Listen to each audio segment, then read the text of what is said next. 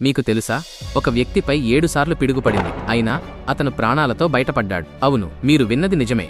Roy C. సల్లివన్ను కలవండి. ప్రపంచంలోనే అత్యంత అదృష్టవంతుడు, లేదా నేను చెప్పాలంటే అత్యంత దురదృష్టవంతుడైన వ్యక్తి. రాయ్ వర్జీనియాలోని షెనందోవా నేషనల్ పార్క్లో పార్క్ రేంజర్గా పనిచేసేవారు. విధి అతనితో ఒక వింత ఆట ఆడే వరకు అతని జీవితం సాధారణంగానే ఉంది. అతని పేరు మీద ఎవరూ కోరుకోని ఒక గిన్నిస్ వరల్డ్ రికార్డు ఉంది. పదండి, అతనిపై ఎప్పుడు మరియు ఎలా పిడుగులు పడ్డాయో తెలుసుకుందాం. మొదటిసారి 1942 రాయ్ ఒక వాచ్ టవర్లో ఉన్నప్పుడు పిడుగు నేరుగా అతనిపై పడింది. అతను కింద పడిపోయాడు. పిడుగు అతని కాళ్లగుండా ప్రవహించి కాలి బొటనవేలుకు ఒక చిన్న రంధ్రం చేసింది, కాని అతను బతికాడు. రెండవసారి 1969 రాయ్ ట్రక్కులో ఎక్కడికో వెళుతుండగా పిడుగుపడి అతని జుట్టు కాలిపోయింది. మూడవసారి 1970 ఇప్పుడు అతను కారులో ఉన్నాడు. పిడుగు అతని చెవుల గుండా వెళ్ళింది. నాలుగవసారి 1972 రాయ్ పార్క్లో పెట్రోలింగ్ చేస్తూ బైక్పై ఉన్నప్పుడు మళ్లీ పిడుగు పడింది.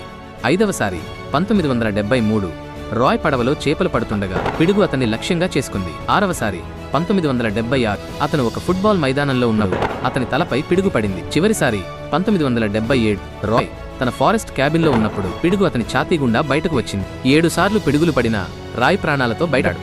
అతడిని హ్యూమన్ లైట్నింగ్ రాడ్ అని పిలవడం ప్రారంభించారు. అతను ప్రతిసారి తప్పించుకోవడంలో విజయవంతమయ్యాడు, కానీ ఇది అతని మానసిక స్థితిపై తీవ్ర ప్రభావం చూపింది. ప్రజలు అతనికి దూరంగా ఉండటం మొదలుపెట్టారు. రాయ్ ఒక దురదృష్టవంతుడని బ్యాడ్ లక్ వారు భావించారు. విచిత్రం ఏమిటంటే ఇన్నిసార్లు పిడుగులు పడినా రాయ్ మరణం మాత్రం పిడుగు వల్ల సంభవించలేదు. 1983లో 71 ఏళ్ల వయసులో అతను తన ప్రాణాలను తీసుకున్నాడు, ఆత్మహత్య చేసుకున్నాడు. ఆలోచించాల్సిన విషయం ఏమిటంటే, విధి అతడిని కాపాడుతూ వచ్చిందా లేక వేరే విధంగా శిక్షిస్తూ వచ్చిందా? దీని గురించి మీరు ఏమనుకుంటున్నారు? కామెంట్స్లో మీ అభిప్రాయాన్ని తప్పకుండా తెలపండి. వచ్చే వీడియోలో కలుద్దాం. జై హింద్.